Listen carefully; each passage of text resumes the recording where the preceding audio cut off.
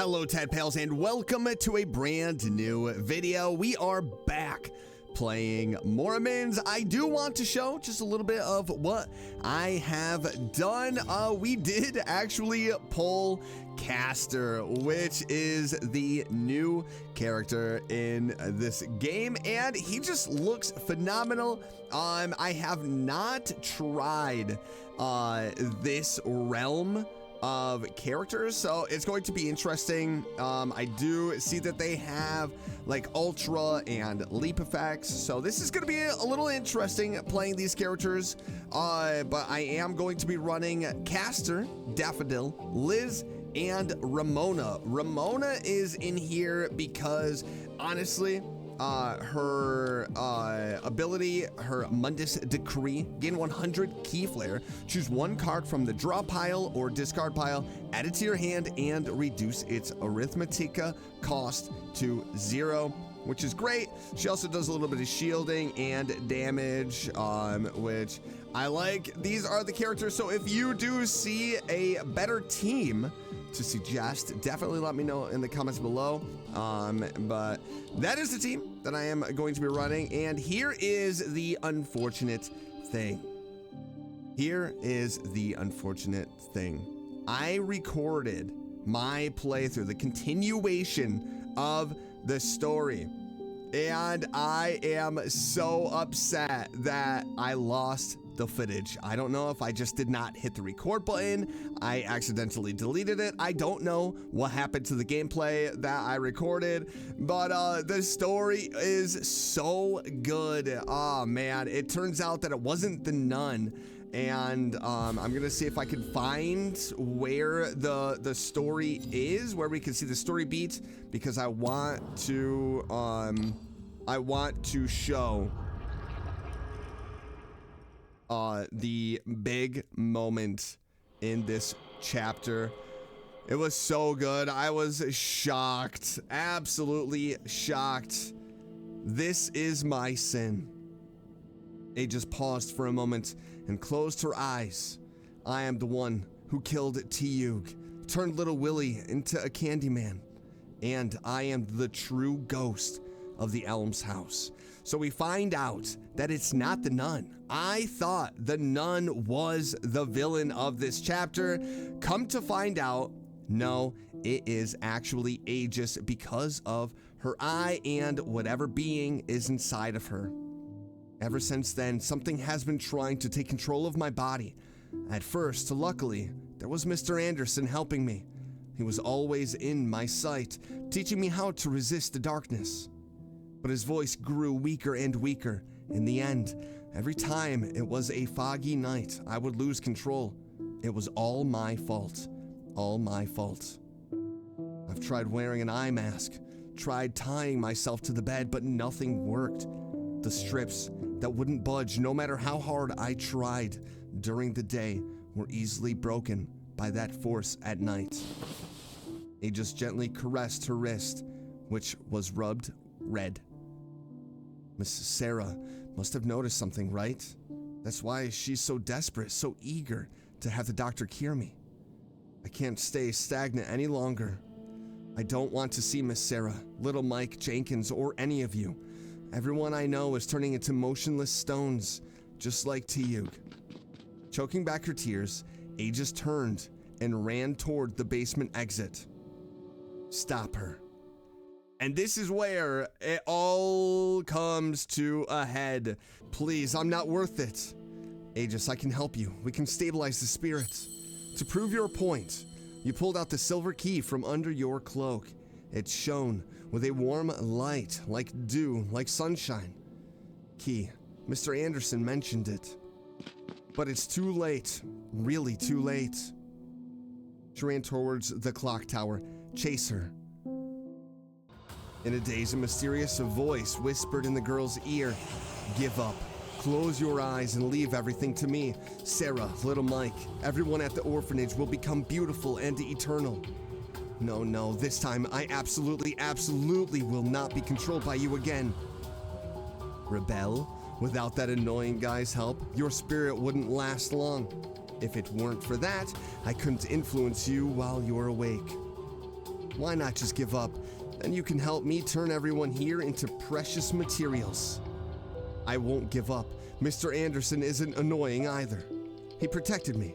I want to protect everyone too. Protect Miss Sarah, protect little Mike, protect Jenkins, and protect the older brothers and sisters from outside. I will protect them even if it costs me everything. So, have you noticed? No matter how hard you struggle, no matter how much you're willing to sacrifice, the changes happening to you won't stop. In fact, as everyone grows up, they will realize that the world is like this. No matter how hard you try, struggle, or resist, you cannot escape the environment surrounding you. You're still just a kid, but I don't mind teaching you this lesson early on. No, it's not like that. Because I am no longer human. I will trust them. KB, older brother, sister Ramona, Ogier.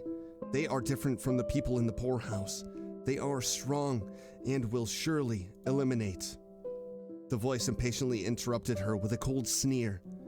Eliminate me? They can't even find where I am, can they? After all, even you don't know where I am. No, it's not like that. I believe in them. They will definitely eliminate me. I heard it all. You're having a really tough time finding a suitable child for the experiments. Your misdeeds have been exposed. Next, as long as I'm gone, they will all be safe, right? The mysterious voice did not respond. Oh my gosh, poor Aegis. Poor Aegis. And this is why I wanted to go through this, because it was just a shock. A shock. And especially for those of you that aren't playing this game, it gives you a chance to see the story. We've been playing, we've been going through the story, so I wanted to make sure that this story beat was shown. And man, it's sad. It is so sad what happened to Aegis. You finally catch up with the girl. Together you restrain Aegis. You urgently reach out, grab her arm, and press the silver key to complete the link. Please don't do this. I know. You are pulled into the darkness. The scalding, blazing darkness like molten syrup wraps around you and binds you tightly. Old Charlie has a tabby cat he cherishes dearly. Pain begins on the surface, initially like ant bites, then gradually intensifies, as if countless needles are piercing every inch of your skin. The link snapped violently. Enduring the intense pain, you hold the silver key with your left hand, trembling as you place your right hand back on Aegis's arm. It's too late. No, Aegis. Believe us. My Tag University has faced far more dangerous situations. Really, Ogier, look at their bodies. Ogier turns to the struggling keeper and Ramona. Their bodies are exuding sweat in strange colors. It's not sweat, but a fine syrup. After Mr. Anderson's voice faded, the colors in my eyes and my body gradually went out of control. Even without looking, the people around me slowly turned into immobile stones. How much longer can I hold on? A year, a month, a day, an hour? Should I always stay hidden behind everyone and wait until all that remains is beyond recovery before taking action? This time I want to be as brave as Tiyuk, as brave as Jankin, and as brave as you. Ogier, aren't you a knight? Then you should understand. Even if I stay, I will inevitably be judged as a criminal by the knights. Ogier was stunned. Ogier, you once said, whether I can be redeemed depends on me. Now, can you look at me, at my soul? Can it be redeemed? Ogier gazed into Aegis's only normal pupil, hesitated for a moment, and then solemnly let go. As he moved, Aegis broke free from your controlling. In an instant, the girl's body swelled rapidly, her skin bubbling with round blisters of various sizes. Soon, she blocked the current staircase and pressed against the high ceiling. Amidst the horrifying sounds of twisted and bent limbs, only a faint trace of the girl's voice lingers.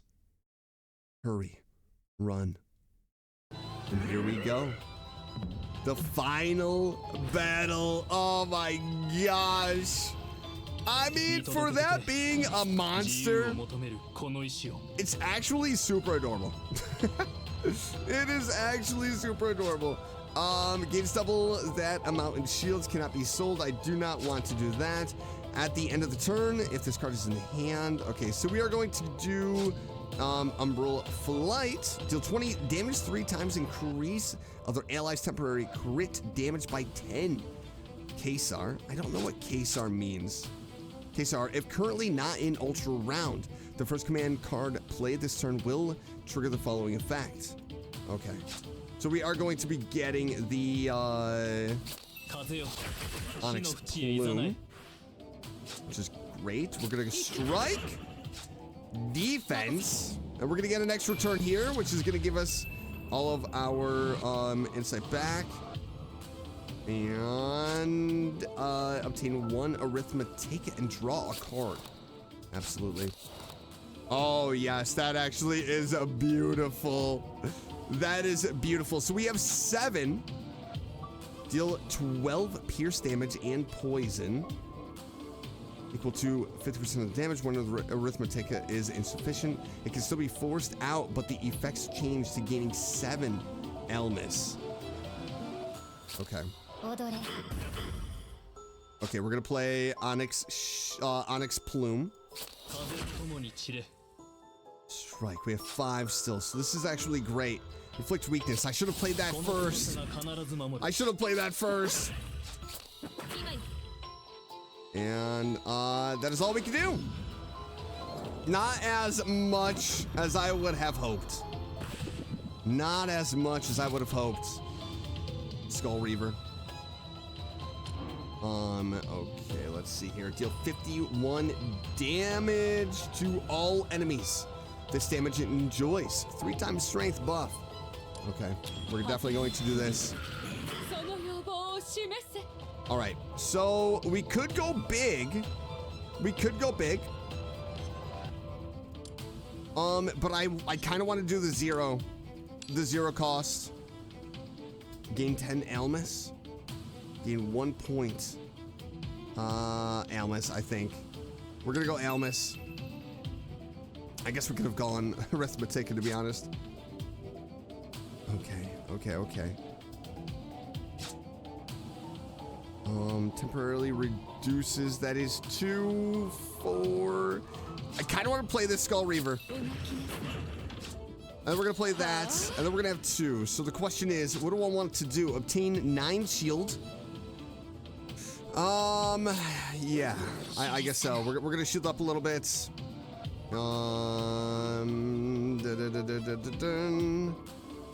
Green flames. Okay. All right, we're gonna end it. 65. Target Awakener gained 60 Elmis. All right, we're gonna use Caster's ult.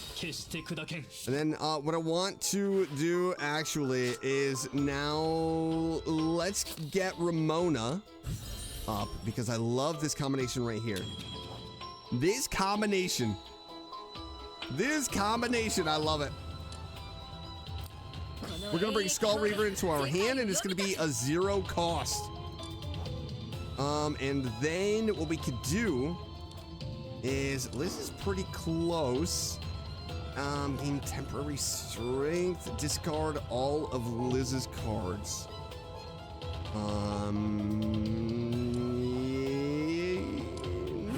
No. We'll wait. Liz is pretty close already. So we're gonna play Skull Reaver.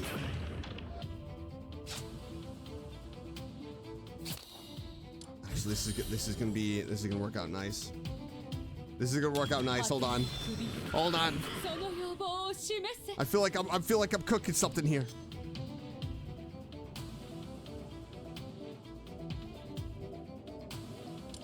We're gonna go to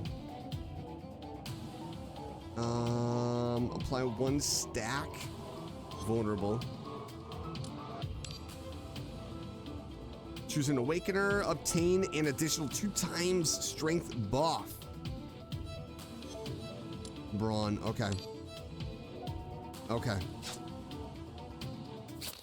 Obtain Arithmetica. I mean, we might as well use it, right? Liz. I mean, we're doing a lot here. We are doing a lot. I feel like 137 damage. Damn. Okay. Holy hell. I mean, that is nice. Obtain, or do 50 damage, obtain 6 shields. Strike. I think I want to just do one here. Defense for Soxtron. Ramona gains 25 Elmis. Rouse. After Ramona plays a card, she gains 1 Arithmetica. Okay. Onyx Plume. Oh my goodness. Oh my goodness. Oh my goodness. Alright, play some defense here. Can I be used again this turn? Lose 11 HP. All Awakeners gain 10 Elmis. Okay, I really don't want to lose HP though. That's gonna be 35. We did 805, 940 damage. Okay, all right, here we go. Here we go. Get 40, of course. Of course. Do we have anything that will deal weakness? Strike. We gotta do something big here. Defense.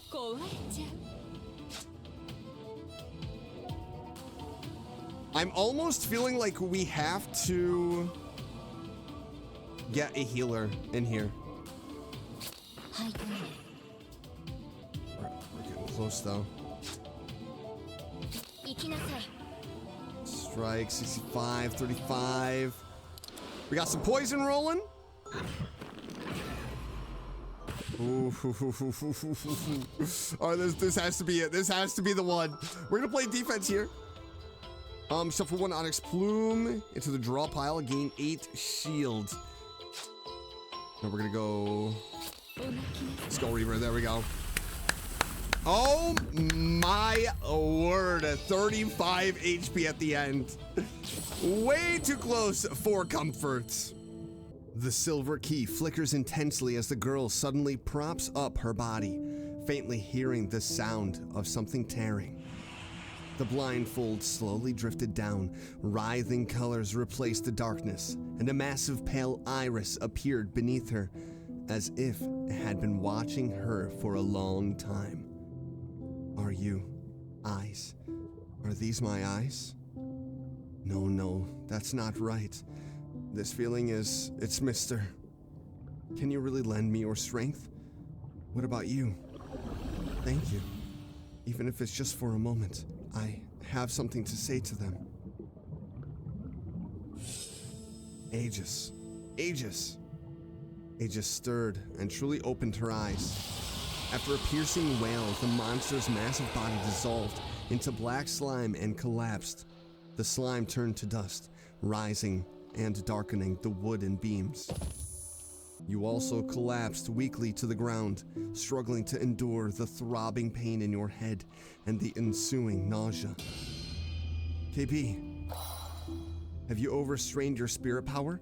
Always acting recklessly. You'll fail to witness the future of my tag. Sit down and rest. Overstraining your spirit power will affect your perception ability. Forget about me. Go check on Aegis. The sound of liquid evaporating gradually weakened and soon completely vanished. On the floor, stained with black slime, the girl sat quietly, covering one eye. Miss Ramona and KB, sir, I'm so glad you are all right. Aegis, come back to my tag with us. We'll find a way to cure your eyes. You reach out your hand to Aegis. Aegis gently, ever so gently, placed her hand on yours. Her fingertips were cold as stone, yet, in that moment, they felt as warm as the golden sunset outside the clock tower. Jenkin told me what you are researching, and what the doctors are experimenting on us with, is a phenomenon called dissolution, which causes one existence to gradually vanish and erases all related memories. If this is true, I have a wish. Aegis paused for a moment, suppressing her faint sobs. I hope everyone at the orphanage can forget about me and the pain I've caused them. She raised her head and stared at you with cold stone-colored pupils. You lost your ability to act at that moment.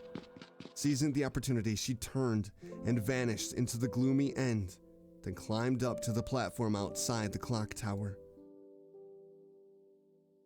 Oh. Aegis turned sideways, placing one hand on the long, unwashed clock face, squinting into the warm sunlight.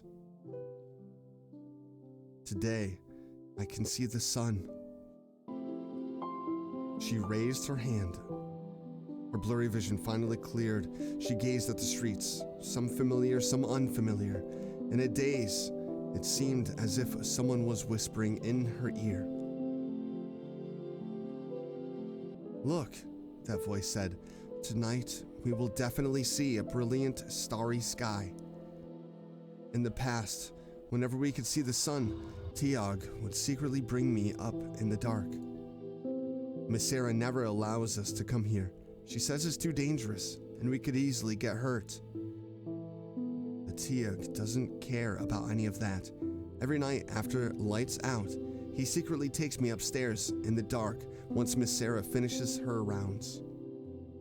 He, like Jankin, is clever and brave, always knowing hidden paths and mechanisms that others don't. As long as he is with us, Miss Sarah will not find us. As long as he carries it with him, this place will always be our secret base. He told me that I need to connect with the stars to strengthen my magic, even though we can't see a single star here. He was the only one who believed me back then. He believed I could see those black things and told me it was a witch's gift. But to protect me, he was taken away by the doctor. If I were as smart as him and as brave as Jankin, I would have uncovered the truth by now. But I am no witch. I'm just a coward, a monster, a murderer. Aegis, you are a good child. You were controlled. Those are not your sins. You know how many people I've turned into oblivious statues? I'm terrified of what I'm about to become, even afraid of what I've become. But none of this matters anymore. Once again, I am the only one left. I will no longer be controlled, harm anyone, or let friends die because of me. If it can bring everyone... I can't read that fast. I will no longer be controlled. I will not harm anyone again. I won't let my friends die because of me again. Under the cover of the bell's chime, Aegis somehow manages. Tell Jankin, I'm sorry. Tell her from me. Aegis closed her eyes and felt herself becoming lighter and lighter. A sensation of dampness tingles at my fingertips. I can't read this fast. A small fragment of reality dissipated at her fingertips. Damn it. They were supposed to wait in the room, but now no one knows where they've gone. That's... Aegis? Aegis! Jenkins' voice suddenly came from below the clock tower, anxiously shouting Aegis' name, arms raised toward the sky.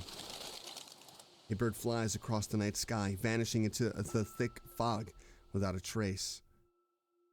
The ribbon tied to her hand came loose and fluttered in the wind.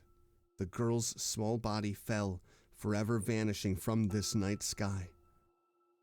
The empty white dress and scattered square paper pieces gently landed in Jenkins' hand. Not even a trace of warmth remained. Aegis. The golden butterfly is drawn on the paper, with its crinkled edges carefully pressed flat. It even carries a hint of candy sweetness. How could this be? The crimson ribbon, along with the candy wrapper, fell into the girl's hands, gently brushing her fingertips like a tender comfort from someone. The girl blinked, tears blurring her vision and dripping from her lashes, silently caught by that vivid red. Aegis.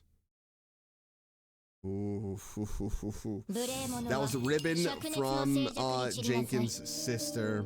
That was that whole thing, but oh my gosh. That hits so hard. Absolutely hits hard. You just feel so bad.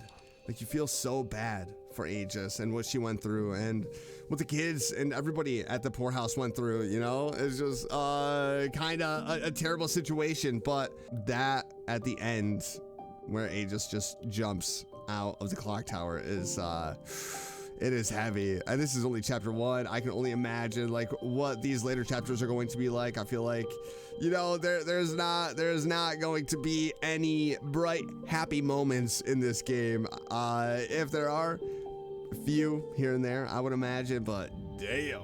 Okay, so now I am caught up to where I left off. All is as usual. Life goes on. After that, the committee sent an assignment unit to Lily's asylum and escorted Sandga from the basement. As she sat on the stretcher carried by the committee, she looked at you with a teasing expression, lips slightly parted. You read her words through her lip movements. You can understand, right? The chief priest of Londinium Cathedral appeared at the almshouse. After reaching an agreement with the committee, Sarah, who was undergoing irreversible transformation, has been temporarily housed in the church and is being guarded by committee members. Based on the children's faint recollections of the route, you located Dr. Miller's laboratory. The place is now deserted. William assigned an investigation team to continue tracking his whereabouts and coordinated with the committee to launch a full-scale search of the sculptor's bases. Benefactor Rogers went missing, leaving the orphanage's future uncertain. Eventually, Noble Dexter generously provided funding and arranged for the takeover of the orphanage's operations. On the day Noble Dexter decided to take over Lily's poorhouse, you and Ramona returned to the poorhouse. A nun directs several workers to move a small bed out of the medical area. But that's not the Sarah you're familiar with. Diana. That's strange. We've never had any sick children here, so why is this bed here? Oh, just a confirmation that everybody forgot Aegis. On the iron frame standing at the corner of the bed, a few torn cloth strips are tied. Yes, as if in response to Aegis's wish, the memory of her vanished from the minds of the people in the almshouse within just 2 weeks. The old order has been broken, and a new one is rapidly established. Some people leave, some disappear, some people's nightmares end, some people's conditions persist. But life goes on, leaving no room to breathe. Sarah lay quietly on a small bed. Her head remained cracked, and her limbs were bound in chains. Can I borrow the key? The accompanying committee captain frowned and placed the key on the nightstand. I'll go check the situation. You guys keep an eye on things. You and Ramona quietly unlocked the chains. Miss Sarah, do you still remember us? The silent monster shook its head, if that part oozing with black pus could still be called a head. Do you remember Aegis? As if in a daze, Sarah repeated your words. Aegis. The vocal organs gurgled, trembling with chaotic tones. After a long silence, Sarah extends a clenched hand and stops in front of you. Are you giving me something? You open your palm. A small silver falls into your palm. Aegis. Is this that child? Chaotic memories converge. As Aegis fell like a bird into the night, you all rushed toward her. Jenkin caught a piece of ribbon. You picked up a candy wrapper. and the already maddened Sarah, following her instincts, touched the girl's soul. Give it to the Silver Lab. Maybe one day we can awaken that girl and the power within her. Should we tell Jenkin the good news? In the early stages of awakening, awakeners experience memory confusion. Some lose all memories, while others only remember emotionally significant moments and need time to recover. Aegis was modified and her silver structure is unstable. If we succeed in awakening her, she might not recognize Jenkin. I think I'll wait until everything stabilizes before explaining it to her clearly. You closed your hand, feeling the warmth of the silver, recalling the girl who always followed others almost invisible.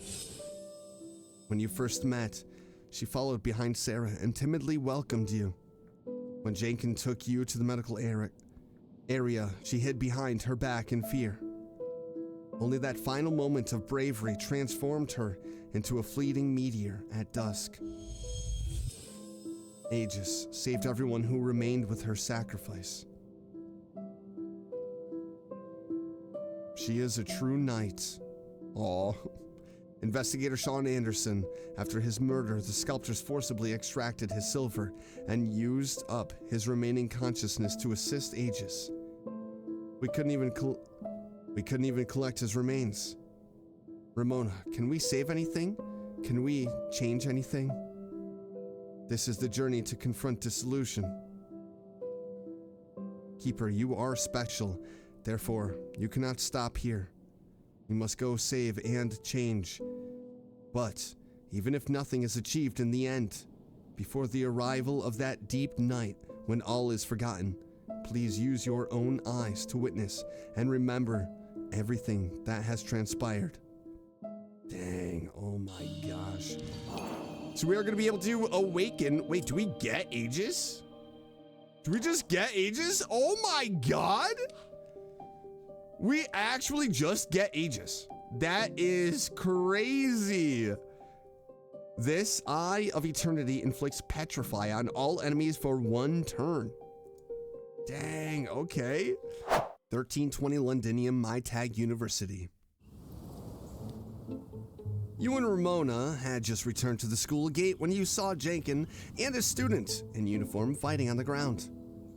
The rat bites the ferret. I think I just saw a world wonder. Huh? What a wonder? The mouse attacks the ferret. Who are you calling a rat? Who are you calling a ferret? Hannah, Jenkin, what are you? It's not my fault. She called the guards first. Oh, come on, just a joke. Life isn't fun if you take it too seriously. So she came looking for you, right? Where did you meet Lily from the poorhouse? Ah, she's little Jenkin, isn't she? No wonder you're the top ferret in the kingdom of Leo. Are you collecting material for tomorrow's school newspaper? It's more than that. Ramona, you know me. Information is my life. So, in broad daylight, what could drive a pitiable orphan girl to venture alone into the deep forest? Can the one she seeks bring her any light? Hannah Peasley, frontline reporter, is about to begin her coverage. Hannah, while talking, suddenly pulls out a notebook from who knows where and looks at you expectantly, ready to jot down your every word and action. I get it now. None of you from this so-called university speak like normal people. I'm innocent, really. It's better when she's not here. But you, Jenkin, is something wrong?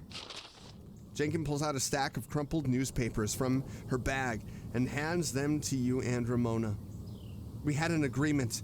You promised to help me find my sister. Now it's time for you to keep your promise.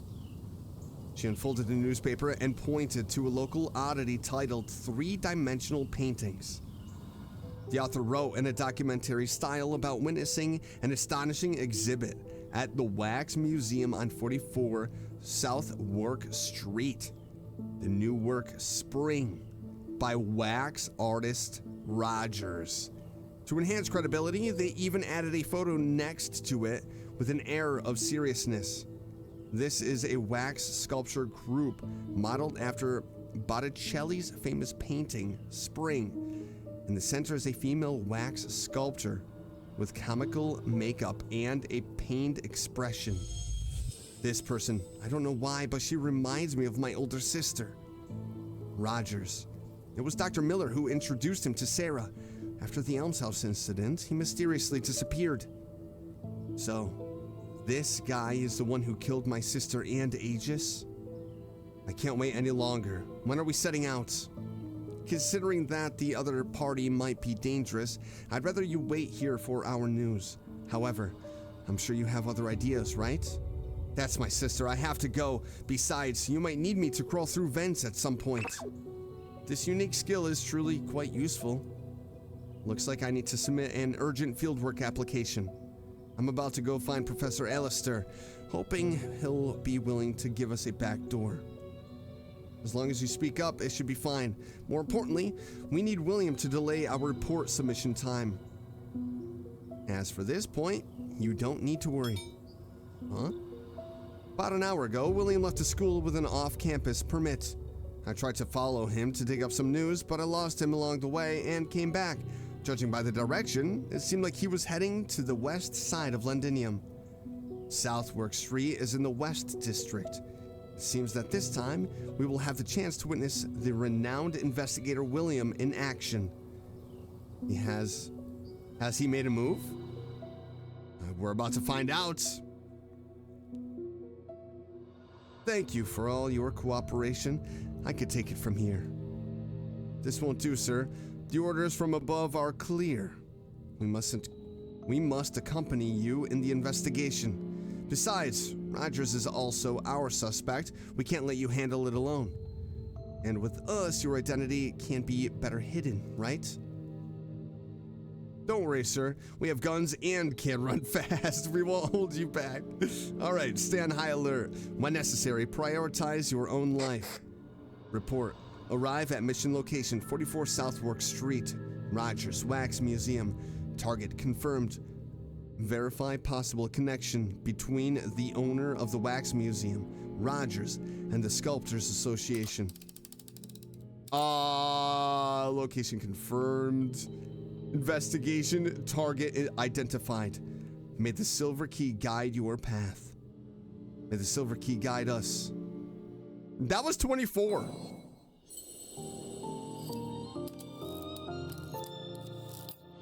Memory archived. Dang. Let's go.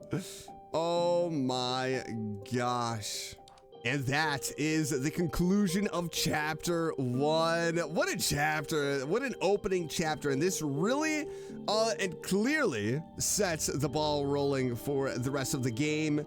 We learned a lot. I mean, there was a lot in chapter 1, and now we are investigating and hunting down the Sculptors and Rogers. And where does this lead? I can only imagine the horrors that we are going to see. We are still looking for Jenkins' sister. What a good story though, man. I really like this game a lot. It is so well done. I love the dark tones and the serious storytelling. You know, it does not shy away from telling the story that they want to tell. It is definitely dark, and I appreciate it. You know, I feel like there's not enough dark gacha games out there, but Limbus Company was the first like darker toned gacha game that I have played. And as time has gone on, I have played a ton of other gacha games, tried out a ton. Morimens definitely is really jacked up. The tone of this game is phenomenal. And I did find another darker tone, more serious game as well. It's called Memento. If you have not seen that video yet, definitely check it out. The game goes hard out of the gate with a cutscene. I mean, it's about witches taking over people's bodies. It is wild. That is definitely a good game to check out as well. If you like these darker, more serious games, I highly recommend it. But that is it for today's video. The completion of chapter 1. Poor Aegis. And what a game. I love it. But I hope you enjoyed today's video. If you did, Don't forget to hit that like button, subscribe if you haven't already, and I will see you in the next one. Bye.